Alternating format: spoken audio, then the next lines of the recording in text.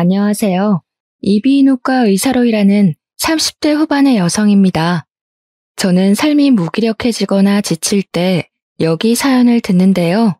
사연을 듣다 보면 재밌기도 하고 사람 사는 것이 다 똑같다는 생각이 듭니다. 때로는 통쾌한 사이다 복수가 너무 짜릿해서 하루의 피로가 싹 다 날아가는 것 같기도 해요. 매번 이렇게 사연을 듣기만 하다가 얼마 전에 제가 겪은 일이 여기 사연들 못지않게 막장이기도 하고 나름 사이다 사연인 것 같아 이렇게 저의 사연을 보냅니다. 사실 저는 얼마 전에 이혼했어요. 제가 적지 않은 나이인지라 어지간하면 같이 살려고 했는데 보면 볼수록 남편과 그의 가족이 상종하면 안 될 사람인 것 같아 과감히 그들과 연을 끊게 되었습니다. 본격적인 이야기를 시작하기에 앞서 저와 남편이 어떻게 결혼했는지부터 말씀드려야겠네요. 앞서 말씀드렸듯이 저는 의사이고 남편은 우리 병원에 약품을 납품하는 제약회사 영업 직원이었어요. 남편이 우리 병원에 업무차 자주 왔고 오가며 얼굴 도장을 찍다가 가랑비에 옷 젖듯 서로에게 호감이 생겨 결혼까지 하게 되었습니다. 결혼식과 신혼여행을 무리 없이 진행하고 시댁에 처음으로 인사를 드리러 갔는데 시어머니가 갈비찜과 잡채를 아가씨에게 던지며 크게 구박하더라고요. 너는 지금까지 먹은 음식이 얼만데 아직도 이깟 간을 하나 제대로 못 맞춰? 갈비찜은 짜고 잡채는 다 불었잖아. 이딴 음식을 도대체 누가 먹어? 네가 이 집에 왜 있는 건데? 요리하고 허드렛 일이나 하라고 있는 건데 그것도 못하면 네가 이 집에 있을 자격이 있어? 못할 것 같으면 나가. 우리는 너 따위 계집년 필요 없으니까. 아가씨는 눈물이 그렁그렁하고 어깨가 축 처져 있는데 정말 보기 너무 안쓰러웠습니다. 시어머니는 호되게 아가씨를 혼내시다가 저와 남편을 보고는 순식간에 인자한 표정으로 바뀌셨어요. 우리 은호랑 선해 왔니? 신혼여행은 어땠어? 재밌었니? 너네 온다고 쟤한테 음식 좀 해두라고 했더니 잡채랑 갈비찜을 이따위로 만들어놨단다. 에휴, 이러 어쩌면 좋니? 그냥 나가서 먹을까? 은지 쟤는 아직도 간을 못 맞추는 거야?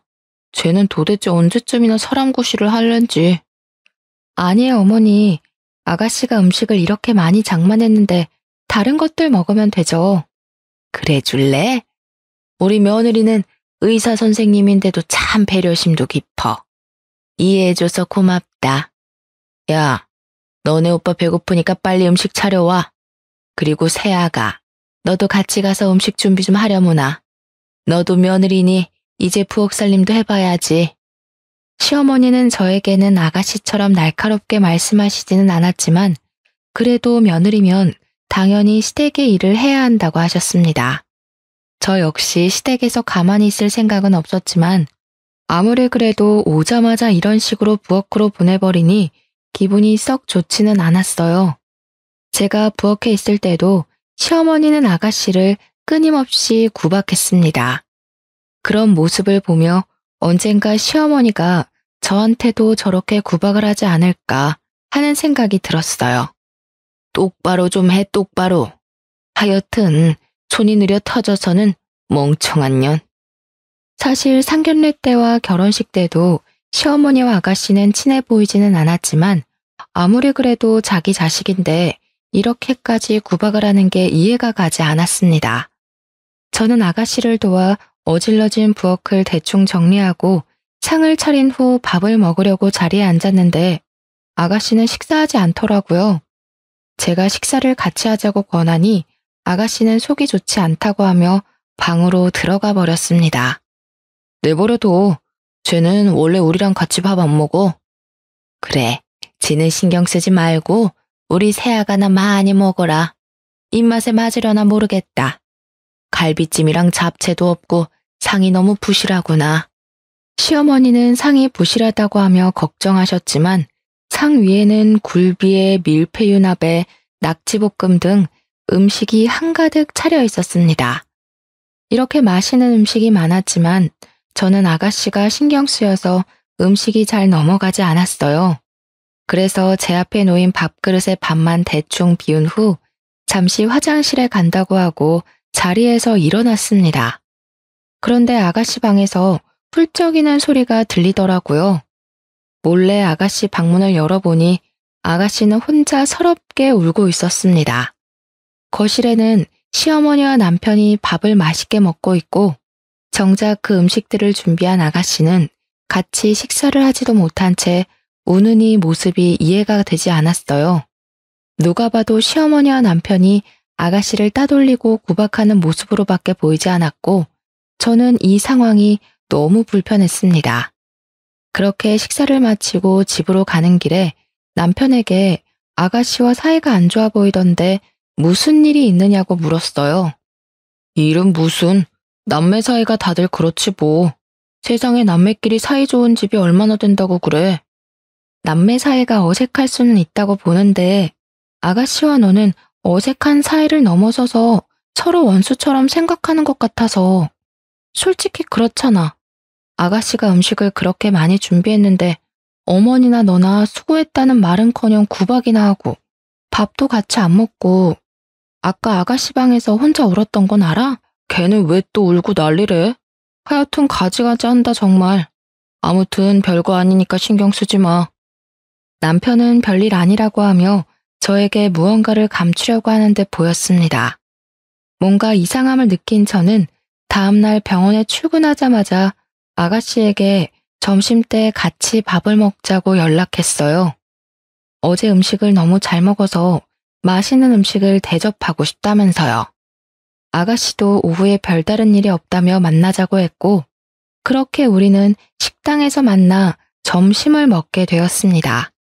밥을 먹으며 저는 아가씨에게 어제의 일을 물어보고 싶었는데 어떻게 말을 꺼내야 할지 모르겠더라고요. 그래서 괜히 눈치만 보고 있는데 아가씨가 저의 속마음을 알았는지 먼저 자신의 이야기를 꺼냈습니다. 어제 집에 와서 놀라셨죠? 사실 저는 어머니의 친딸이 아니고 오빠만 어머니의 친자식이에요. 그랬구나. 남편이 이야기를 안 해줘서 전혀 몰랐어요. 그런데 어쩌다가 이렇게 가족이 된 거예요?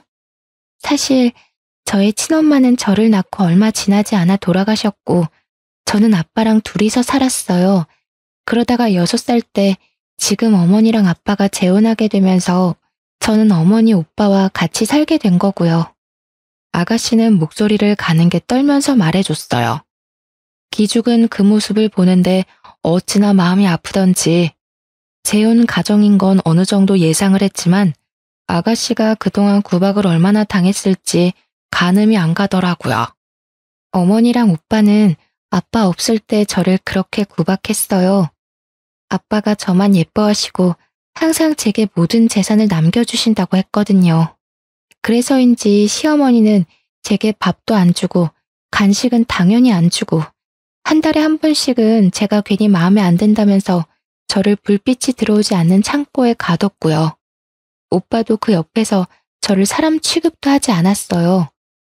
아가씨는 그 뒤로도 자신이 구박받았던 것들을 이야기하는데 남편도 가담했다는 게 너무 실망스러웠습니다. 결혼 전 제가 알던 사람이 아닌 것 같았어요. 사실 남편은 밖에서는 정말 친절하고 다정한 사람이었어요. 그런데 집에서는 시어머니와 함께 아가씨를 그렇게 구박하고 못살게 굴었다는데 처음에는 아가씨의 말이 쉽게 믿어지지 않았습니다. 하지만 어제 남편이 아가씨를 볼 때 징그러운 벌레를 본 것처럼 바라보던 눈초리며 싸늘한 말투로 말하는 것을 보면 아가씨가 거짓말을 하고 있다고는 느껴지지 않았어요. 남편의 이런 이중적인 모습을 알게 된 후 제가 이런 사람과 평생을 함께할 수 있을까 하는 생각이 들었습니다. 아가씨와 대화를 나누면 나눌수록 저는 남편과 같이 살 수 없을 것 같았어요. 그래서 당장 갈라서고 싶었지만 결혼식 하루 전에 남편의 요구대로 혼인신고까지 마쳤고 무엇보다 아가씨의 상황을 다 알았는데 그냥 이혼하고 모른 척하면 제가 방관자가 되는 것 같은 생각이 들었습니다. 사실 제가 남들이 당하는 모습을 그냥 못 지나치는 성격이거든요. 부모님은 그러다가 큰일을 당할 수도 있으니 그냥 좀 있으라는데 제가 원래부터 그렇게 태어난 걸 어쩌겠습니까? 그래서 저는 훗날 남편과 이혼을 할 땐 하더라도 그 전에 아가씨를 이 집구석에서 무사히 탈출시켜야겠다고 마음먹었어요. 그런데 아가씨는 이제 성인인데 왜 그 집에 계속 계시는 거예요? 그냥 그 집에서 나가서 영 끊어버리면 되잖아요. 사실은 아빠가 살아계실 때 크게 사업을 하셔서 재산이 좀 많았거든요. 그리고 그 재산들은 다 저한테 준다고 입버릇처럼 말씀하셨어요. 게다가 아빠 장례식 날 아빠 친척들 말로는 제 앞으로 남겨주신 유산이 분명히 있다고 했어요. 아빠가 유언장도 쓰시고 증인까지 세워서 유언장 녹화를 했다는데 어머니는 재산 한 푼도 안 남겼다고만 하세요. 그 당시 저는 미성년자였고 아무런 힘이 없었거든요. 이대로 제가 이 집을 나가버리면 유산을 하나도 못 받게 될 것 같아서 유산을 찾을 때까지는 이 집에 계속 있으려고요. 아가씨의 말을 들으니 시어머니와 남편이 왜 그리 독하게 아가씨를 괴롭혔는지 이해가 되었습니다. 바로 아가씨가 받은 유산이 탐이 나서 그랬던 것이었어요. 하지만 이미 어릴 때부터 오랜 시간 동안 어머니와 남편의 구박 속에서 자라와서인지 아가씨는 두 모자 앞에서는 한마디도 못하고 당하기만 하는 말 그대로 약자였어요. 그래서 저는 그런 아가씨를 좀 도와주기로 마음먹었죠. 아침 며칠 뒤가 명절이었습니다. 저는 명절날 시댁에 있으면서 시어머니와 남편이 아가씨에게 함부로 대하지 못하도록 해야겠다고 생각했어요. 안 그래도 일찍 가야겠다고 생각했는데 시어머니한테 전화가 왔습니다. 예, 며칠 뒤가 명절인 거 알지? 너가 아무리 의사라지만 그래도 이 집에서는 며느리야. 며느리면 며느리답게 명절 때 와서 음식 장만도 하고 해야 한단다. 그러니 말인데 너는 은호보다 일찍 와서 장도 보고 장만도 해라. 알겠니? 네, 어머니. 안 그래도 그러려고 했어요. 그러면 명절 전날 진료 마치고 바로 시댁으로 가면 되는 거죠? 그냥 아예 그 전날 진료를 빼버릴 수는 없니? 할 일도 많고 너는 며느리니까 내가 이것저것 알려줄 것도 있고 말이야. 아무래도 너는 그동안 공부하고 병원일 하느라 집안일은 하나도 모를 것 아니냐? 아무리 그래도 진료를 아예 빼버리는 것은 안 되죠. 게다가 요새 감기며 독감 환자 얼마나 많은데요.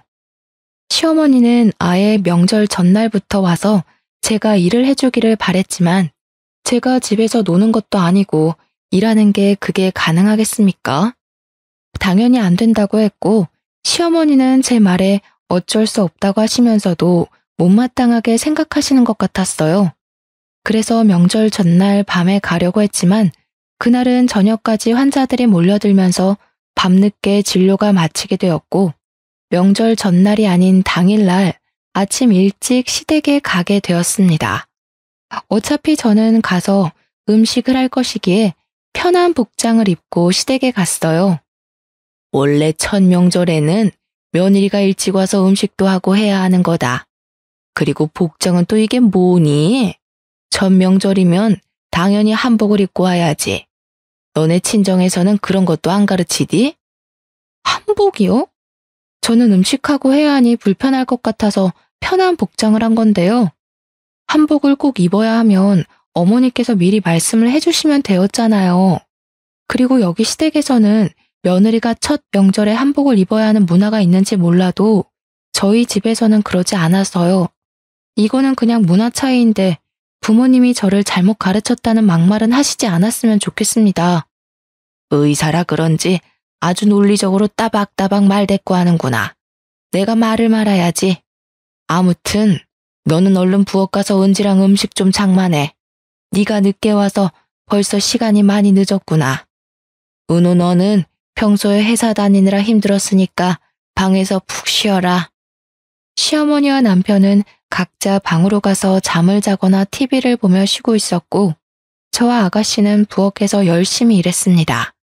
새언니도 평소에 환자들 보느라 힘드실 텐데 들어가서 쉬세요.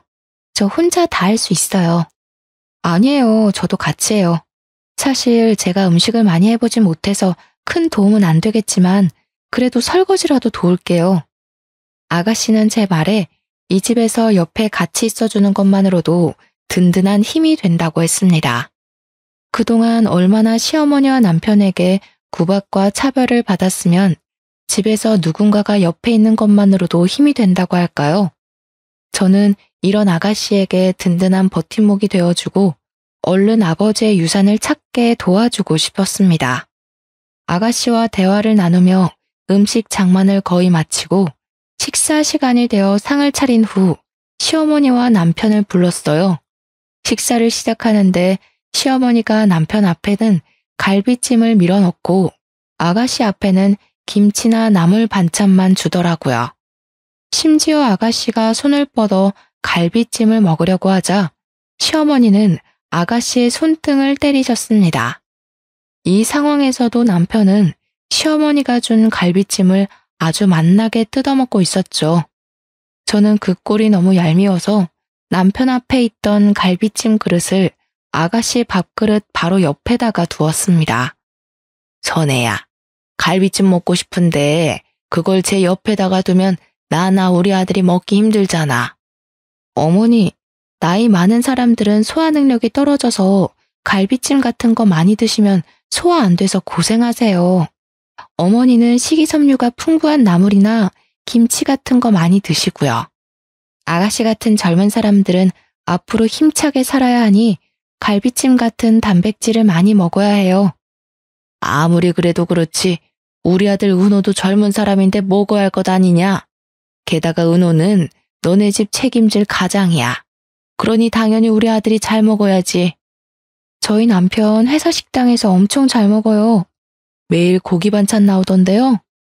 사람이 매일 고기 먹으면 체내 지방만 쌓여서 건강에 더 해로워요.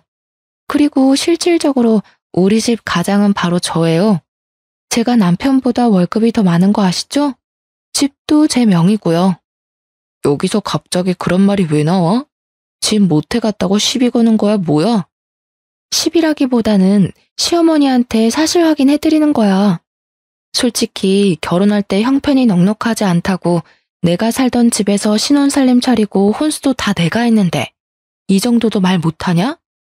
제 말에 남편과 시어머니는 더는 말을 이어가지 못했습니다. 그 뒤로도 시어머니와 남편은 아가씨를 괴롭히고 구박하려 했지만 그럴 때마다 저는 아가씨 옆에서 아가씨가 못했던 말들을 대신 다 해줬어요. 그렇게 명절이 지나고 집에 오니 남편은 표정이 좋지 않았습니다. 너 무슨 갱년기야? 도대체 우리 엄마랑 나한테 왜 그렇게 시비야? 우리는 원래 은지랑 그렇게 살았어. 원래 그렇게 사람을 구박하면서 살았으니 당연한 거라고. 그게 말이 돼? 정상적인 사람이라면 사람이 사람을 이유 없이 구박해서는 안 되는 거야.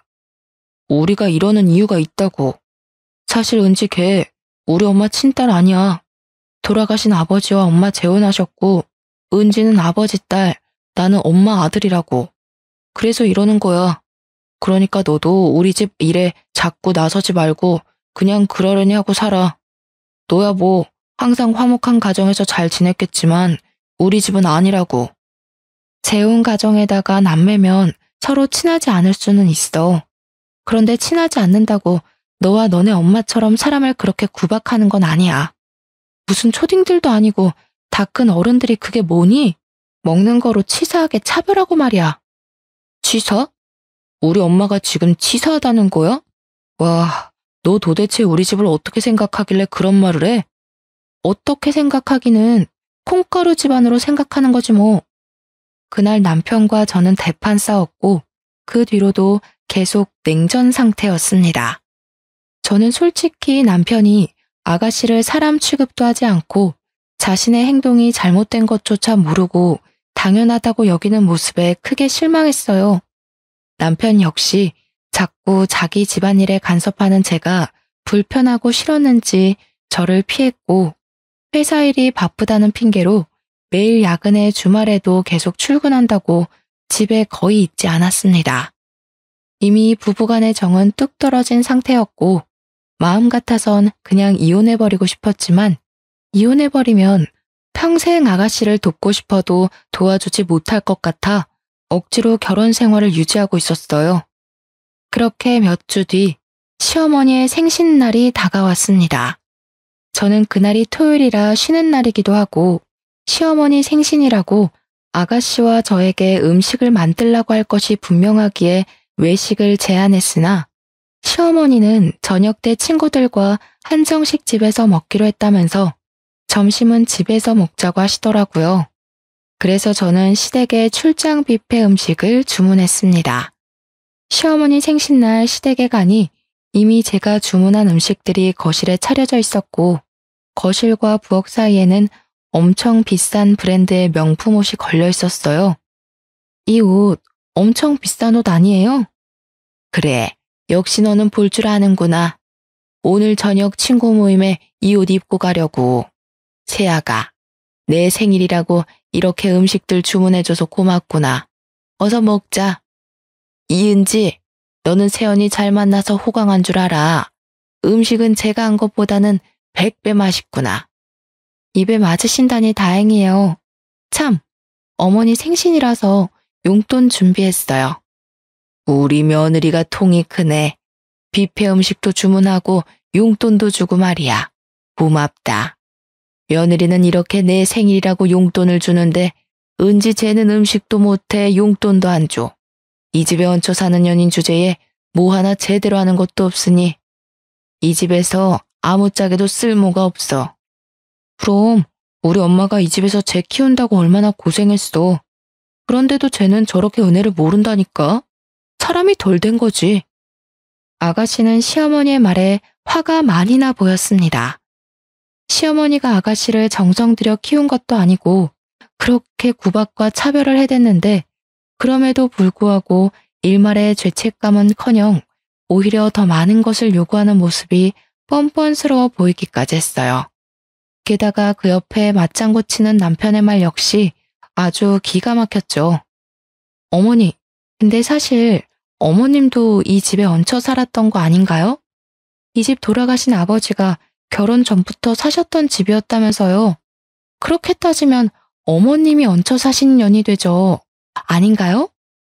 제가 아주 해맑은 표정으로 이렇게 말하자 시어머니는 당황하며 어쩔 줄 몰라 하는 표정을 지으셨습니다. 어머, 왜 이리 당황하세요? 제가 무슨 말 실수라도 했나요? 그런데 어머님, 생각해보면 어머니 아들도 저한테 얹혀 사는 중이네요. 저의 집, 제가 원래 살던 제 집이잖아요. 그 안에 들어간 살림살이도 다 제가 제 돈으로 산 것이고요. 어머니도 아버지한테 얹혀 사셨고 어머니 아들도 저한테 얹혀 사네요? 모자간에 참 잘도 얹혀 사시네요. 너 지금 우리한테 엿먹으라고 비꼬는 거지? 무슨 그런 섭섭한 소리를 하세요? 저는 그냥 부러워서요. 저는 열심히 일해서 돈 벌어서 제 집을 장만했는데 어머니도 그러고 남편도 그러고 남의 집에 잘 얹혀 살고 계시잖아요. 그런 것도 능력이라면 능력이죠. 원래 대다수 사람은 얹혀 살면 눈치 보여서 눈치를 안 줘도 눈칫밥도 먹기도 하거든요. 그런데 어머니도 그러고 남편도 그러고 둘 다 눈칫밥 먹지는 않는 것 같아서 대단하고 부러워서 그래요. 생일날 너랑 입씨름하고 싶지 않구나. 됐고 그냥 케이크나 먹자. 이은지, 너는 어느 정도 식사가 맞춰가면 눈치껏 케이크 좀 잘 나오고 해야지 어쩜 그렇게 애가 둔하니? 그동안 아가씨가 음식 차리고 하느라 고생하셨으니까 제가 케이크는 부엌 가서 잘 나올게요. 저는 자리에서 일어나 부엌으로 향했습니다. 부엌으로 향하는 길에는 저녁 때 입고 가신다던 어머니의 명품 옷이 걸려 있었고 아가씨가 이 명품 옷보다도 못한 대접을 받는다는 생각이 들었어요. 그 순간 저는 왠지 모르게 화가 치밀었고 저는 손이 미끄러진 척하면서 생일 케이크를 그대로 시어머니의 명품 옷에 내리 꽂아버렸습니다. 아이, 야! 그게 얼마짜리 옷인 줄 알아? 너 왜 여기다가 케이크를 던져? 내가 똑똑히 봤어. 어머, 죄송해요. 요새 환자들이 너무 많아서 그런지 가끔 손에 힘이 확 풀리더라고요. 그래서 그만 케이크를 놓쳐버렸네요. 조심 좀 하지 그랬어. 야, 이은지, 너 빨리 안 일어나? 일어나서 얼른 저거 잘 닦아. 얼룩 하나도 안 남게 손빨래 하라고. 오늘 저녁에 저 옷 입고 가야 하는데 어떻게 정말? 어머니, 제가 옷을 더럽혔잖아요. 그러니까 아가씨가 굳이 할 필요 없죠. 그리고 이거는 명품 옷이라서 세탁소에 맡겨야 할 것 같은데 제가 책임지고 세탁소에다가 깨끗이 드라이클닝 해달라고 할게요. 아, 그런데 여기 앞에 세탁소가 현금 장사를 하시더라고요. 그러니 아까 제가 드린 용돈 좀 다시 주시겠어요? 너는 치사하게 줬다 빼앗는 게 어디 있니? 그럼 어떡해요? 이 옷 보니까 물 세탁도 안 되는 것 같은데 그냥 세탁기에 돌려드릴까요? 오늘 저녁 때 입고 가시려고 했는데 이를 어쩌나? 제가 명품 옷을 들고 세탁기가 있는 베란다로 가자 시어머니는 안 된다고 하며 어쩔 줄을 몰라 하셨습니다. 결국 시어머니는 어쩔 수 없이 저에게 다시 돈을 건네셨고 저는 그 돈으로 단지 내 세탁소로 가서 시어머니 명품 옷을 드라이 맡겼어요. 그렇게 옷을 맡기고 다시 시댁에 갔는데 시댁에서는 시모와 남편은 화기애애하게 식사를 하고 있었고 아가씨는 제가 흘린 케이크를 혼자 닦고 있더라고요. 그 모습은 마치 어릴 때 읽었던 동화 콩쥐팥쥐의 한 장면 같았습니다. 야, 케이크 잘못 닦으면 미끄러운 거 알지? 힘줘서 팍팍 잘 닦아라. 내가 다 검사할 거야. 그래, 똑바로 좀 닦아. 너가 똑바로 안 닦아서 우리 엄마 다치면 나 너 진짜 가만 안 둔다. 이들의 대화를 듣고 있자니 화가 치밀어서 견딜 수가 없었습니다. 순간 아주 기발한 생각이 들었는데요. 어머니, 오늘 생신이신데 제가 옷도 더럽히고 해서 죄송해요. 아까는 제가 말이 너무 심했죠? 그래서 말인데 제가 이 한도 무제한 카드 드릴 테니까 이 카드로 친구 모임에서 계산도 하시고 백화점 가셔서 원하는 것 마음껏 고르세요. 시어머니는 제가 건네준 카드를 아주 기쁘게 받으시며 외출 준비를 하셨습니다. 저와 아가씨는 같이 거실의 상을 치우고 시어머니는 친구 모임에 남편은 거래처 사람을 만난다며 늦게 올 것이라고 했어요. 저는 혼자 신혼집으로 돌아와 오랜만에 집 청소를 하고 있는데 시어머니한테 전화가 왔습니다. 새아가, 지금 나 뷔페에 와서 너가 준 카드로 결제하려는데 왜 결제가 안 되니? 결제가 안 돼요? 이상하다. 그런데 원래는 한정식 집에 가신다더니 뷔페에 가셨어요? 혹시 금액이 얼마나 나왔어요? 친구들이 내 생일 축하해준다고 왔는데 어떻게 그냥 한정식 집에 가니? 너가 마침 카드도 줬으니 그냥 여기 뷔페로 왔지. 지금 금액은 200만 원 가까이 나왔는데 설마 이 카드 한도가 있는 거니? 시어머니는 제가 드린 카드를 들고 친구들을 불러서 인당 20만 원이나 되는 호텔 뷔페를 가셨더라고요. 분명히 카드를 받기 전에는 한정식 집에 가신다고 해놓고서는요. 참 뻔뻔하기도 하죠. 사실은 신모에게 쥐어준 카드는 제가 이전에 잃어버려서 분실 신고를 해놓은 카드였어요. 제가 단골 식당에 놓고 가서 분실 신고를 했는데 바빠서 취소 신청을 하지 못한 거죠. 선심 쓰듯 드렸더니 이렇게 펑펑 쓸 줄 누가 알았겠어요? 어머니, 사실 그거 정지된 카드예요. 그리고 아무리 며느리한테 한도 무제한 카드를 받아도 그렇지. 어떻게 그 비싼 뷔페를 갈 생각을 다 하셨어요? 대부분 어머니는 자식들이나 며느리가 카드를 줘도 아까워서 잘 못 쓰시던데. 뭐? 너가 어떻게 이 시애미를 물을 먹일 수가 있어? 내가 친구들 앞에서 얼마나 쪽팔리는지 알아? 지금 200만 원 나온 거 이거 어떻게 하라고? 지금 네가 와서 결제를 하던가. 아유 쪽팔려. 내가 돈 내기로 했단 말이야. 제가 왜요? 저는 그 음식 먹어보지도 않는데 왜 내야 해요? 그리고 지금 저 우리 집 대청소 중이라 못 나갑니다. 어머니의 아들 부르시든지 하시고요. 전 전화 끊습니다. 저는 전화를 끊고 한참을 배꼽 잡고 웃었습니다. 사실 시어머니가 저한테는 크게 뭐라고 하신 적은 없지만 은근히 저를 구박하셨기에 시간이 흐르면 아가씨에게 했던 것처럼 저에게도 당연히 그럴 수 있다는 생각을 항상 갖고 있었어요. 게다가 남들이 있을 때는 좋은 엄마인 척하면서 집에서는 아가씨를 그렇게 못 잡아먹어서 안달인 모습을 보며 저도 모르게 좋지 않은 감정이 쌓여 있었죠. 그래서인지 시어머니가 이렇게 쩔쩔매는 모습을 상상하니 왠지 모르게 참 통쾌했어요. 그렇게 한참을 웃다가 다시 청소를 시작하려는데 거실 소파 구석에서 비디오 테이프를 하나 발견했습니다. 생각해보니 저번에 제가 집에 늦게 왔을 때 남편이 소파 밑에서 무언가를 몰래 하다가 깜짝 놀라던데 그때 남편이 이 비디오 테이프를 숨겼나 봐요. 비디오 테이프의 겉면에는 아가씨의 이름이 적혀 있었고 저는 직감적으로 이 안에 아주 중요한 내용이 있을 것 같다는 생각이 들었습니다. 그래서 비디오 테이프를 영상 파일로 복원해주는 업체를 찾아 복원을 의뢰했어요. 며칠 뒤 복원된 영상 파일이 담긴 USB가 제 병원으로 도착했고 영상 파일을 열어보니 사진으로만 봤던 돌아가신 시아버지가 나왔습니다. 영상 속의 시아버지는 모든 재산을 아가씨한테만 물려준다는 유언이 녹화되어 있었어요.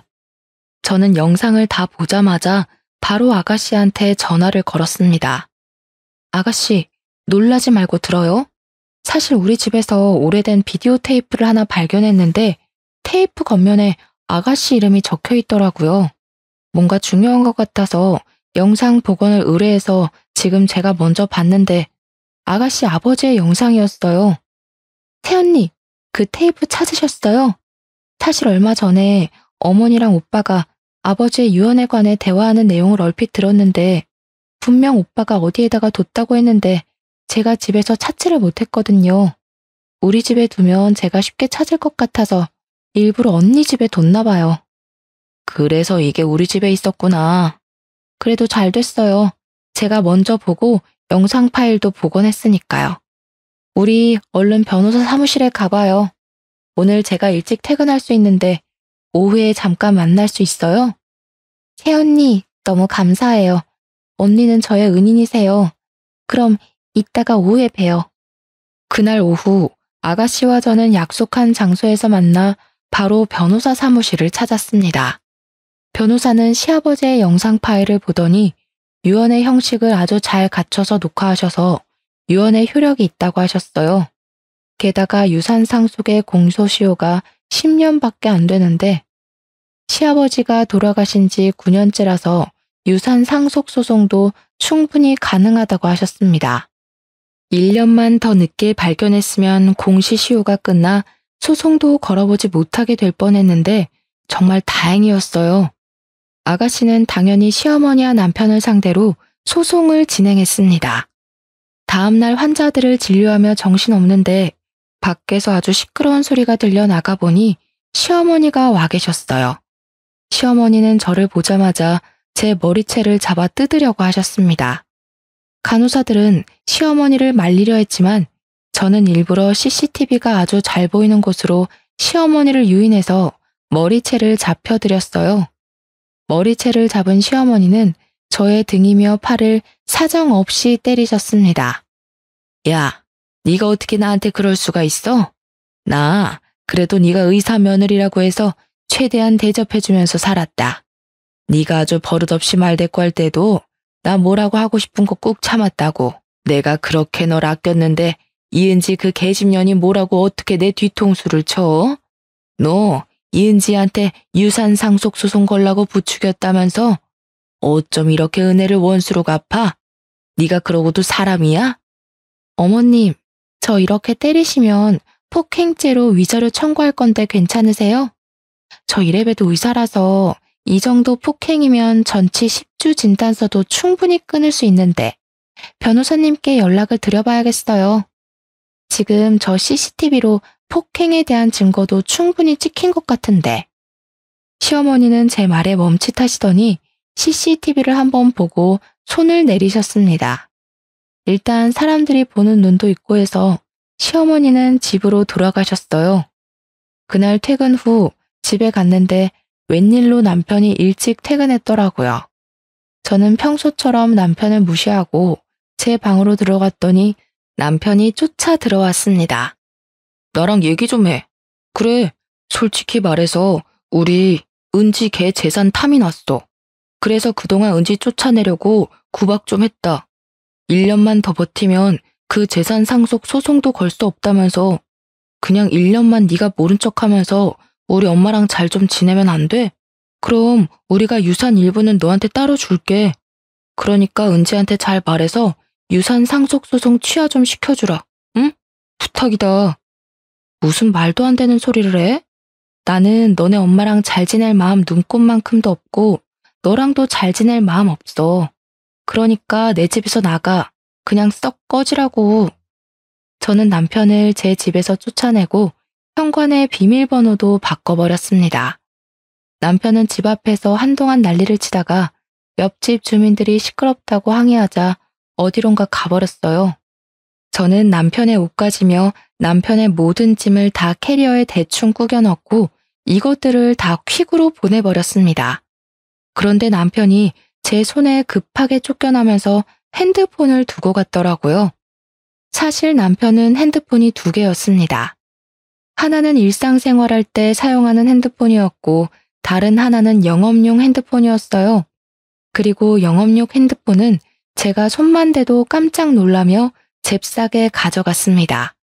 사실 평소에는 저 역시 그다지 궁금하지 않아서 확인하려고 하지도 않았죠. 그런데 자꾸 영업용 핸드폰에서 알림이 뜨더라고요.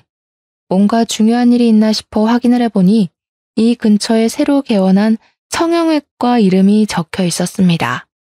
처음에는 그냥 업무적인 일 때문에 연락했나 보다 했는데 그 내용이 수상했어요. 자기 사랑해 라는 단어를 보았거든요. 저는 핸드폰을 열어 메신저에 들어가 모든 내용을 확인했습니다.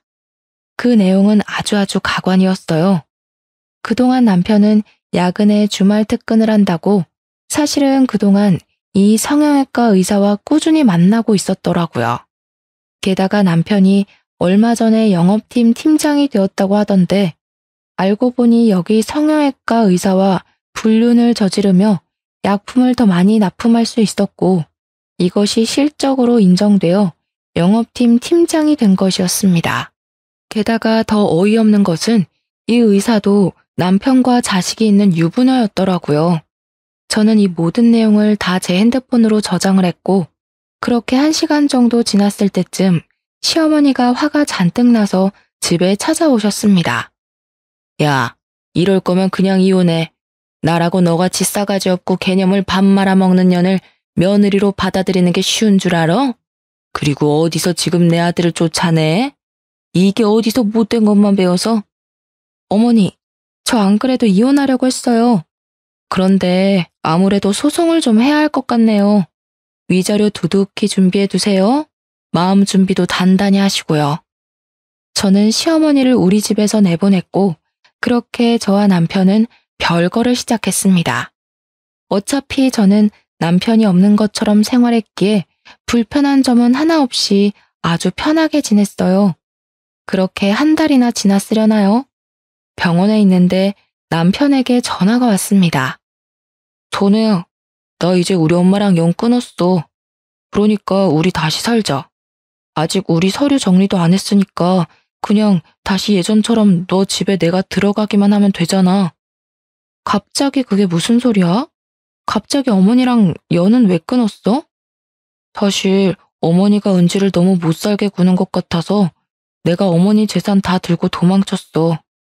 어머니한테 잘하는 척하면서 다 내 명의로 빼돌려놨으니까 이제 나 부자야. 우리 그러니까 다시 같이 합치자, 응? 엄마가 더는 너한테 뭐 못하도록 내가 잘 막을게. 그래? 잘했네. 그럼 이제 그 재산 다 나한테 가져오면 되겠네. 응? 우리 그럼 이제 합치는 거지? 합쳐? 합치기는 뭘 합쳐? 너 새로 개원한 성형외과 의사랑 불륜 저지르고 다녔더라. 내가 이 사실 알면서도 바로 너랑 이혼 안 한 이유가 뭔지 알아? 너한테 소송 때려서 위자료 받으려고. 네가 돈 생길 때까지 참은 거야, 이 멍청아. 만약에 내가 소송 걸었는데 돈 없다고 배째면 어떡하니? 이제 너한테 마음 놓고 이혼 소송 걸 수 있겠다. 고마워, 알려줘서. 저는 그날 바로 변호사 사무실을 찾아가 남편에게는 이혼 소송을, 성형외과 의사에게는 상간녀 소송을 진행했습니다. 그리고 동네 맘카페에도 익명의 힘을 빌려 성형외과 의사가 유부녀인데 제약회사 다니는 남자 직원과 불륜을 저지른다고도 글을 올렸어요. 게다가 시어머니는 제 병원에서 저의 뺨도 때리고 머리채도 잡았잖아요. 시어머니한테도 폭행죄로 소송을 걸었습니다. 당연히 저의 모든 증거가 아주 유용하게 사용되어서 남편과 이혼하고 저는 위자료를 두둑히 받았습니다. 남편은 당연히 자기가 다니던 회사의 소문이 쫙 나서 자연스럽게 잘리게 되었고, 성형외과 역시 동네에 소문이 쫙 퍼져서인지 어느 날 가보니 문을 닫았더라고요. 아가씨 역시 유산 상속 소송에서 승소하여 아버지의 유산을 받을 수 있었습니다. 이렇게 모든 것이 제자리로 돌아온 후 아가씨가 잠시 저에게 만나자고 연락이 왔어요. 새언니 덕에 제 모든 것을 찾았어요. 새언니가 저를 모른 척하지 않고 도와주셔서 꼭 이 은혜 갚고 싶어서 그런데 오피스텔 하나 선물로 드려도 될까요? 아니요. 제가 뭘 도와준 게 있다고. 그냥 제 성격이 조금 유별나고 여기저기 참견 많이 하고 다니는 성격이라 그런 거예요. 제가 원래 좀 불의를 참지 못하는 그런 성격이거든요. 그래서 학교 다닐 때도 누가 왕따 시키면 가만두지 않았어요. 아무튼 아가씨 모든 것을 다 찾아서 다행이에요. 이제 그 돈으로 아가씨 공부도 하고 대학도 가고 멋진 남자도 만나서 결혼도 하고 해요. 저는 아가씨의 제안이 너무 부담스러워서 거절했습니다. 대신 앞으로 그 돈으로 아가씨 본인의 멋진 인생을 살라고 했죠. 그렇게 한 일주일이 지났을까요? 갑자기 우리 병원 건물주가 바뀌었는데 제 병원은 월세를 받지 않겠다고 연락이 왔습니다. 알고 봤더니 아가씨가 우리 병원 상가를 유산으로 산 거예요. 아가씨 말로는 상가에 투자 좀 해보고 싶어서 샀다고는 했는데 사실은 저한테 무료로 임대하려고 했던 것이었습니다. 저는 그런 아가씨의 마음에 너무 고마웠고 그 뒤로 아가씨와 지금까지 친자매처럼 잘 지내고 있어요. 아, 그리고 아가씨는 얼마 전에 대학교 간호학과에 입학했어요. 제 병원에 취업해서 같이 일을 하고 싶다고 하면서요. 아가씨는 오랜만에 하는 공부가 힘들기는 하지만 그래도 아가씨가 원래 공부를 잘해서인지 학교 생활에 잘 적응하고 입학할 때 장학금까지 받았답니다. 남편과 시어머니는 저와 아가씨의 소송으로 모든 재산을 다 털린 후 지금은 집도 없고 직장도 없고 거지가 되어 찜질방을 전전하고 다니고 있습니다. 사실 제가 결혼하고 시댁과 싸우며 참 힘들기도 하고 결혼을 후회했는데 그래도 그 힘든 과정을 지나고 나니 아가씨라는 너무 마음씨도 착하고 멋진 동생을 만나게 된 것 같아 다행이라는 생각이 들어요. 이렇게 만나게 된 인연의 끈을 놓지 않고 죽을 때까지 친자매처럼 서로 연락하고 함께 살아가 보려고 합니다. 저의 이야기 어떠셨나요?